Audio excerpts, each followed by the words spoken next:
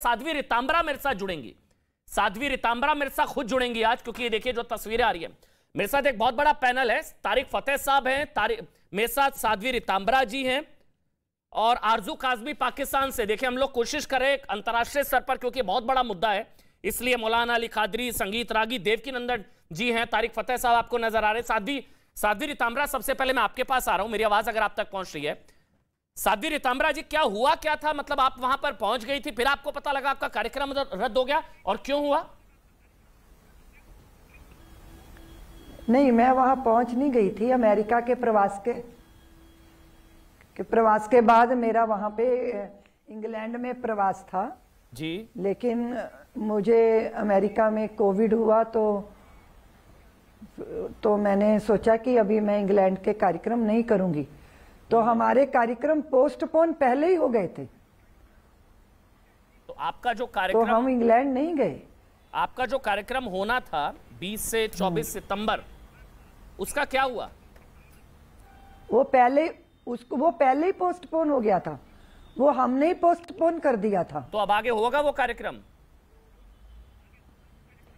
अब वो तो आगे देखेंगे कार्यक्रम कब होगा, लेकिन अभी जिस तरह का वहां वातावरण बना है वो बड़ा दुर्भाग्यपूर्ण है। लोगों को इतना कष्ट दिया जा रहा है, हमारे आस्था के केंद्रों पर आघात किया जा रहा है, और पूरा नैरेटिव उन्होंने सेट कर दिया कि हिंदू समाज आतंकवादी है, हिंदू समाज औरों से नफरत करता है।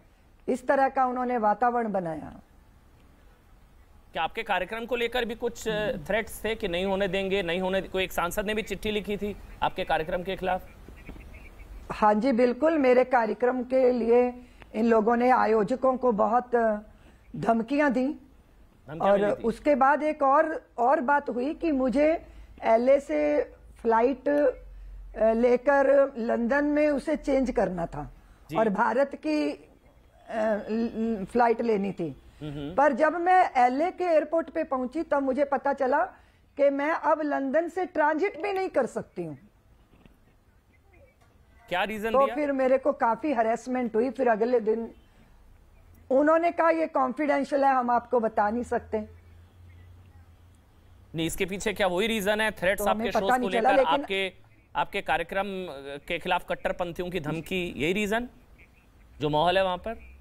हाँ, यही रीजन था। उन्होंने वहां पे जो वहां के सांसद थे उनको दबाव में लाया, और उन्होंने वहां चिट्ठी लिखी होगी। उन्होंने कहा हम आपको ये बता नहीं सकते, बिना वजह, बिना कारण। और उसके बाद फिर अगले दिन की फ्लाइट लेके हम LA से न्यूयॉर्क से फिर हम भारत। तो अब आपके का जो आगे का कार्यक्रम जो पोस्टपोन हुआ है वो होगा? अब उसकी परमिशन है? हो पाएगा वो?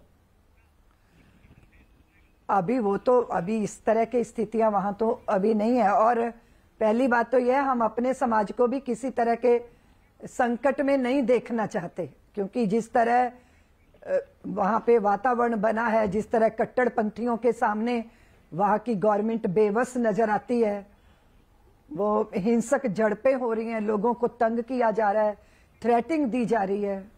आप जानते हो कि भारतीय समाज इतना सहिष्णु है, सहज है, उसे ये सब झेलना नहीं आता, जबकि हमने झेला है, युगों सदियों से झेला है।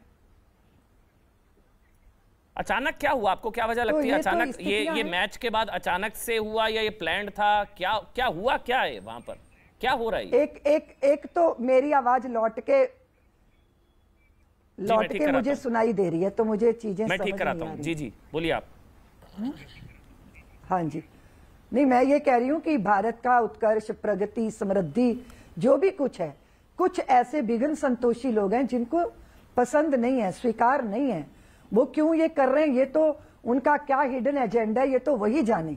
लेकिन ये लोग इतने प्रभावी हैं, सोशल मीडिया पे उनकी पकड़ है, राजनीतिज्ञों पे उनकी पकड़ है, वो किस तरह करते हैं, कैसे वो नैरेटिव सेट करते हैं, और वो एक साधारण सहिष्णु समाज को भयभीत कर रहे हैं। ये दुर्भाग्यपूर्ण है। और सबसे बड़ा दुर्भाग्य यह है कि राजनीतिक ताकतें भी उनके सामने उनके अंकुश में है, उनके कंट्रोल में है। ये सब देख के बड़ा आश्चर्य हो रहा है। मेरे साथ पाकिस्तान से आरजू काजमी हैं, आप देख पा रहे हैं, और मेरे साथ इस वक्त ब्रिटेन से भी लाइव हैं हरी राजा राजेश्वर जी, और कनाडा से तारिक फतेह साहब हैं। लेकिन एक और सवाल मेरा आपसे, साध्वी जी, फिर मैं तारिक फतेह साहब आपके पास आऊँगा, आरजू जी मैं आपके पास आ रहा हूँ, संगीत राग भी आप, संगीत रागी मेरे साथ यहाँ स्टूडियो में है, दानिश कुरैशी साहब भी, आप सबका स्वागत। लेकिन एक और सवाल बस मेरा आपसे है, साध्वी जी, ये आपको लग रहा है कि ये कुछ प्लान्ड था, कुछ या अचानक हुआ, या आपको लग रहा है कुछ प्लान्ड अटैक्स थे और अब ये आगे भी हो रहे हैं और आगे भी होंगे? कुछ प्लान्ड या अचानक से हुआ ये सब? एक मैच हुआ, मैच में पाकिस्तान हार गया तो उन लोगों ने अटैक शुरू कर दिए। हाँ, वही हम कह रहे हैं कि ये तो इतने 1 महीने से तो तकरीबन वहाँ का वातावरण तनावपूर्ण है ही है, और ये तो योजना बना के ही होता है। निश्चित रूप से अचानक तो ऐसे हो नहीं सकता। योजना बना के एक समाज को भयभीत करना, अपमानित करना, आस्था के केंद्रों पर आक्रमण करना, मंदिरों में कांच की बोतलें फेंकना, धर्म और ये सब पूछ पूछ के रास्ते में चलते लोगों को आतंकित करना, ये सब योजनाबद्ध तरीके से हो रहा है और ये बड़ा दुर्भाग्यपूर्ण है। ये हिंसा की आग है जो सबको झुलसा रही है। ये सबकी शांति और सबके जो है उसको निगल जाने वाली है। इसलिए मैं कह रही थी कि दुर्जन इतने हावी हैं तो कम से कम सज्जनों को भी तो सक्रिय होना होगा, संगठित होना होगा, सरकारों के ऊपर दबाव बनाना होगा जी। ये वो आग है हिंसा की जो हमारे दरवाजों पर आ गई है, हमारे घरों में घुस रही है। ये क्या है? ये किस तरह की विचारधारा है जो दूसरे को स्वीकार ही नहीं करती, दूसरे को सहन ही नहीं करती, और जबकि सारा अस्तित्व जो है वो सह अस्तित्व से चलता है।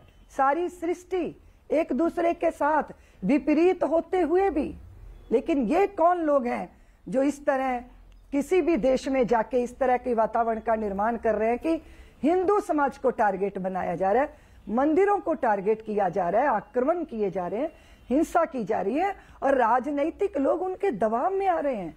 प्रशासन विवश है, बेबस है ऐसी प्रवृत्ति के सामने। ये तो आसुरी प्रवृत्ति है जो हम धर्म ग्रंथों में पढ़ते रहे हैं। नहीं, लेकिन मुझे वही हैरानगी है। मैं एक मिनट, साध्वी जी मेरी गुजारिश है आप रहे मेरे साथ तारिक फतेह साहब हैं लाइव मेरे साथ जुड़ चुके हैं, देवकी नंदन ठाकुर जी भी अब मेरे साथ लाइव आ गए हैं। लेकिन पहले तारिक फतेह साहब, ये हम लोग देखते थे भाई, चलो भारत पाकिस्तान में हिंदुओं पर हमले हो रहे हैं, हम लोग देखते थे चलो बांग्लादेश में हो रहे हैं, ब्रिटेन में, लंदन में, अमेरिका में क्यों नहीं होंगे हमले? जहां पाकिस्तानी वहां पे हमले होंगे।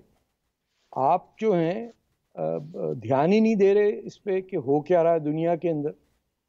बस पढ़ाई लिखाई और CEO बनने का शौक है सब हिंदुस्तानियों को, और आपके यहाँ US कांग्रेस के अंदर रेजोल्यूशन आया हुआ है अगेंस्ट इंडिया।